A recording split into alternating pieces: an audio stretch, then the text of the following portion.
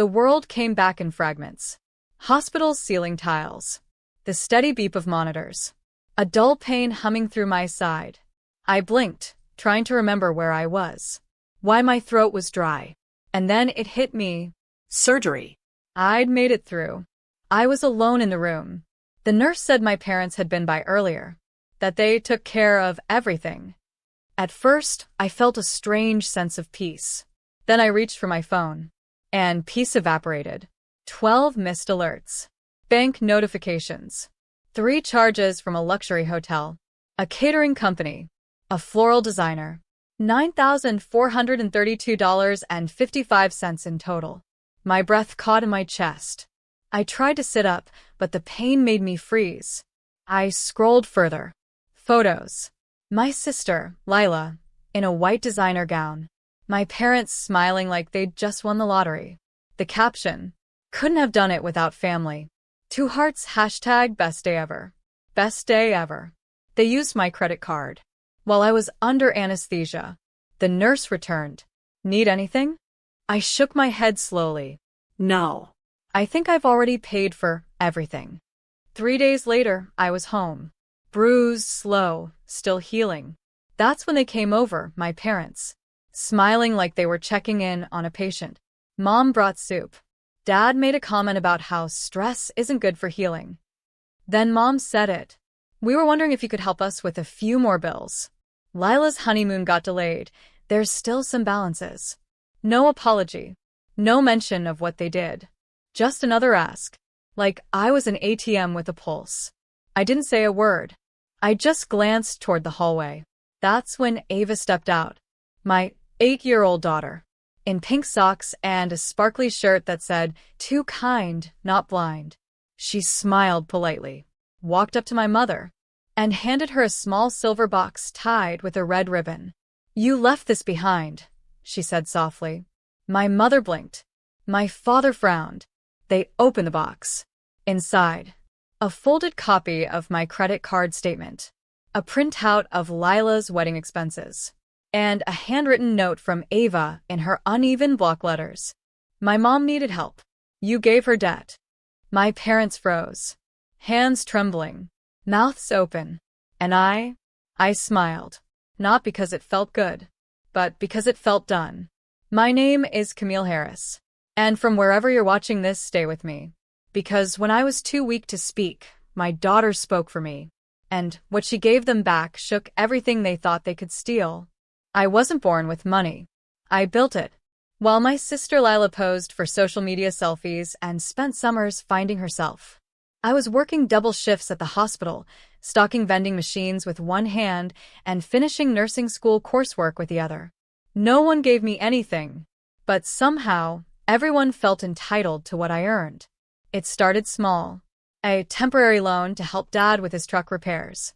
A quick favor when Mom's credit card bounced. Lila needed just a few hundred for her pop-up shop that never popped up. Every time I said yes, it was with the hope that maybe, they'd finally see me as more than just the backup plan. But they never did. They saw me as reliable. And they confused reliability with disposability. I became the family's emergency fund. Without the title. Without the thanks. I paid for birthday cakes I wasn't invited to. Sent Christmas money I never saw returned. Covered rent once when Lila's boyfriend ghosted her. And every single time they made it sound noble. You're doing better than the rest of us. You're strong, Camille. Lila's more delicate. Family helps family. But help became expectation. And expectation turned into entitlement. I never got flowers when Ava was born. No one threw me a baby shower. My mom even said, "You should have waited. Kids are expensive." But when Lila announced her engagement to a guy she'd known for 6 months, Mom hosted a full brunch. My dad offered to cover her venue deposit. And somehow, when they ran out of money, they reached into my wallet while I was unconscious in a hospital bed. That's when it hit me. They didn't see me as their daughter. They saw me as the family fund. I gave because I didn't want Ava to grow up feeling the same kind of rejection I did. Because part of me thought that if I was generous enough, forgiving enough, useful enough, they'd love me the way they loved Lila. but they didn't.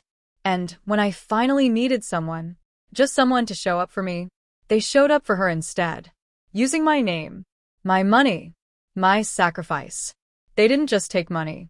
They took time, security, Peace. the quiet grace of healing after major surgery gone. So yes, I was furious. But more than that, I was done. They used me like a credit line. And when the balance came due, they had no idea what I'd saved. Not cash. Receipts. Evidence. Boundaries. The kind that don't bounce. 3 days after I was discharged, I sat on the couch with a heating pad pressed against my abdomen and a laptop balanced on my knees. I went through every transaction like a forensic accountant. Each one hit like a slap. $2,300 venue deposit. $1,800 catering. $650 hair and makeup team. $3,400 dress boutique. All charged to me. All approved by someone who wasn't me. All dated between the hours I was under anesthesia and my first post-op recovery day. I didn't cry. Not even when I saw the limo rental charge. They rented a stretch SUV for a day. I couldn't walk to the bathroom without help. I called the credit card company. Fraud claim? Denied. The charges were made with my physical card. Apparently, my mom had told the nurse she needed to hold my things while I was being wheeled into the OR. I felt sick. Not just from the healing incision across my stomach, but from the realization that I had trusted people who used my vulnerability like a shopping spree. The final insult? Lila's Instagram post. A photo of her tossing her bouquet in slow motion. Captioned, "Couldn't have done it without my amazing family. Thank you for making my dream day come true. 2 heart sparkles. #LuxWedding. #blessed. #bright energy." Blessed. On my dime.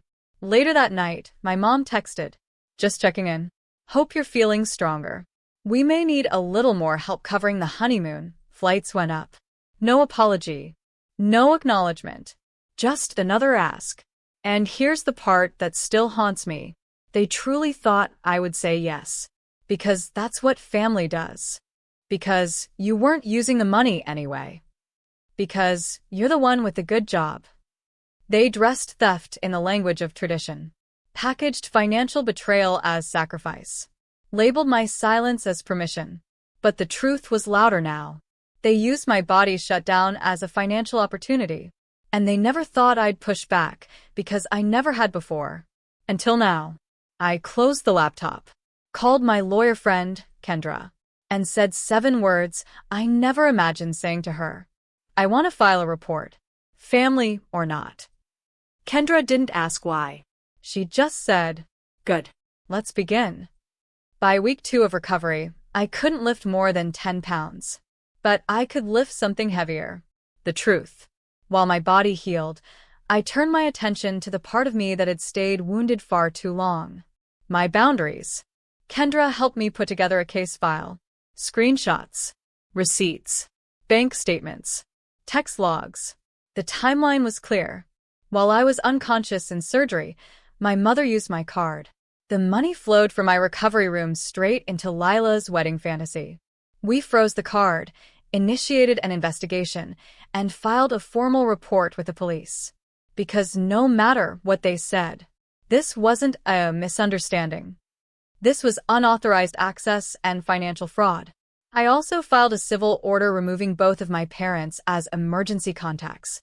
I changed every password, closed every shared account, blocked every auto payment tied to their names.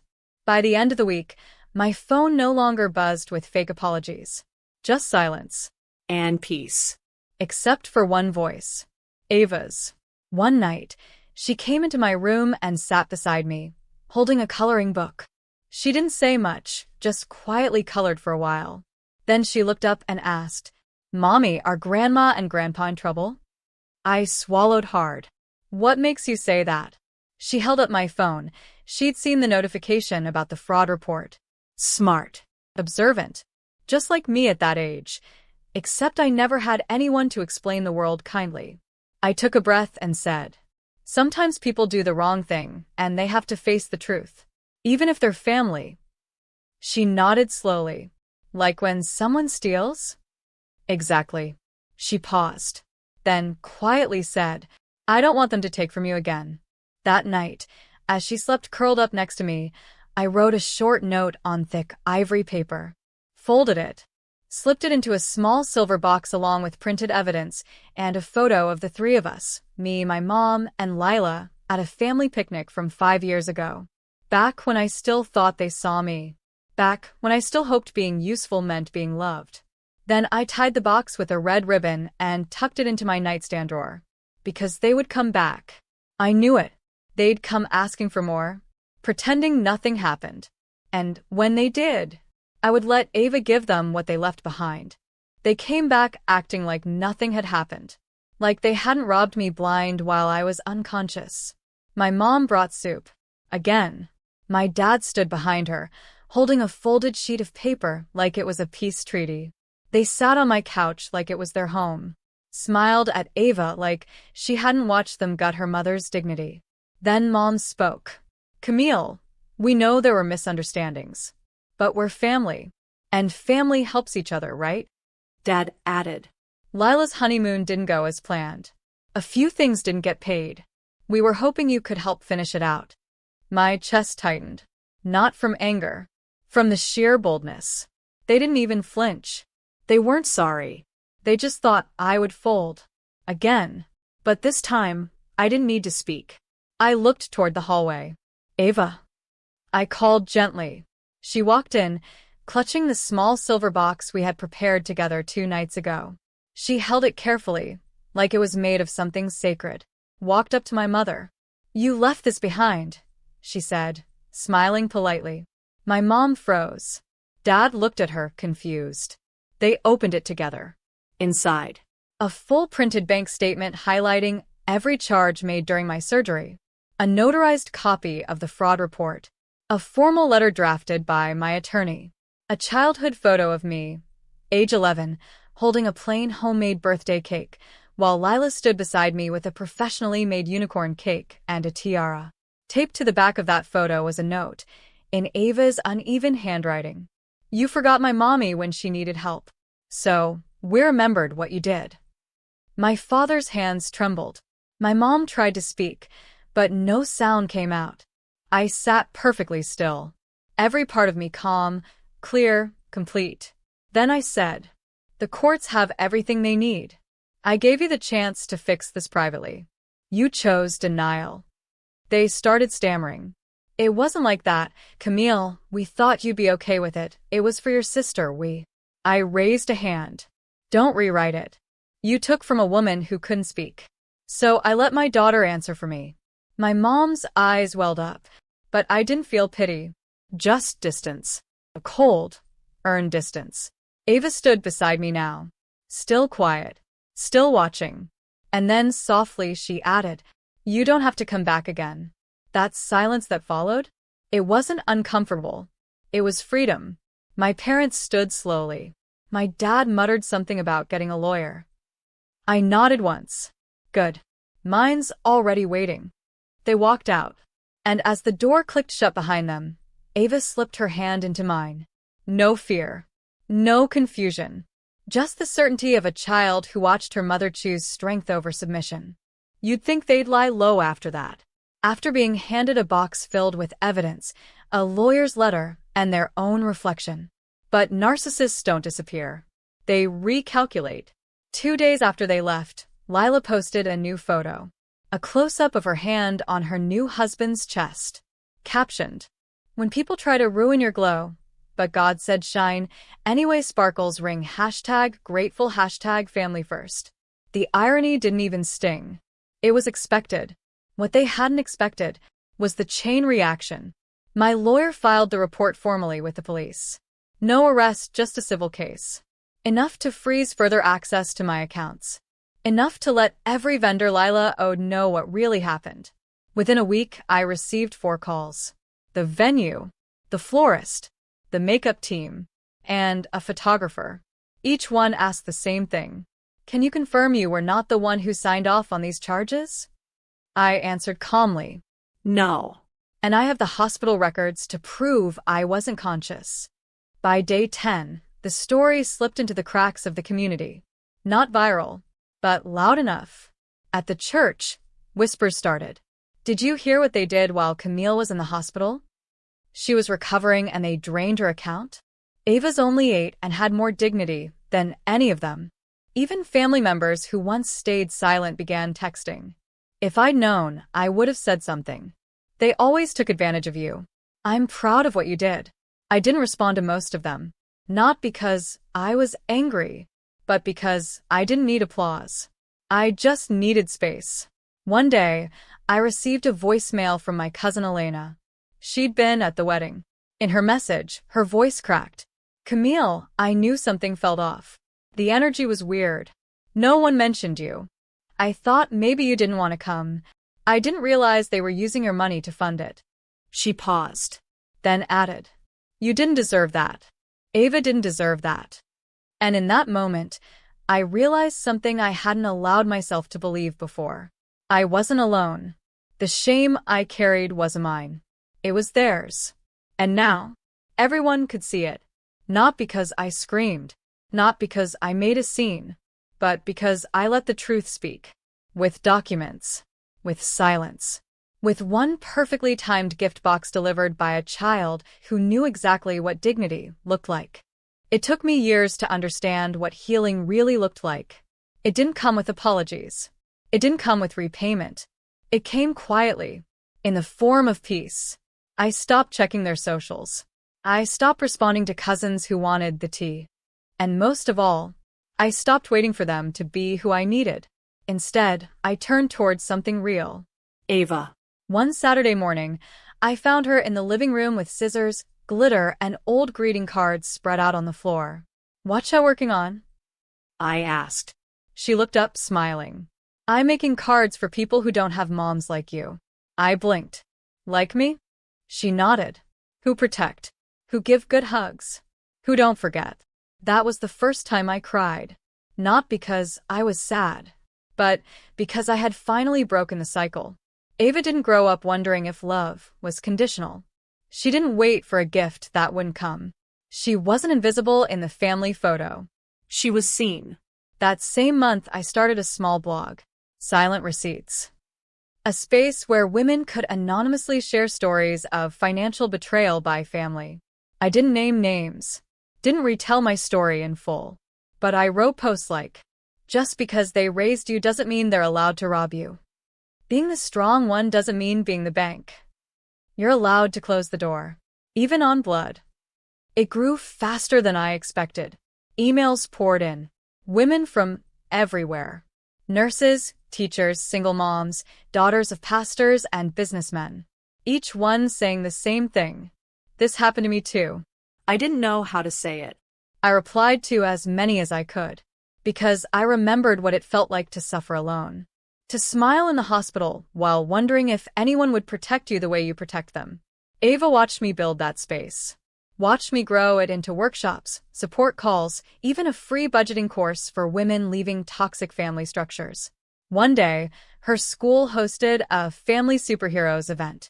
Each child had to draw their hero. Ava stood proudly beside her crayon poster. On it, a woman in scrubs with a stethoscope in one hand and a sword made of paperwork in the other. The caption read, "My mom protects people with truth." I didn't need to win a case. Didn't need them to say sorry. Because the real reward was standing right there, wearing sparkly shoes, handing out glitter cards to strangers, and smiling without fear. The letter came in a plain envelope. No return address, just my name in slanted handwriting. I knew before opening it. It was from them. My parents. Inside were 3 pages. The first was from my mother. We didn't realize how far things had gone. We were under pressure. We made mistakes. Lila is gone now. Left the country. We haven't heard from her in weeks. We're sorry. We need help. Please. The second page was from my father. Colder. Formal. This family is broken. But it doesn't have to stay that way.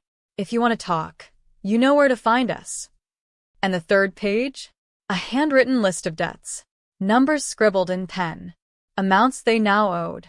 I stared at it for a long time, not because I was tempted to forgive, but because I felt nothing.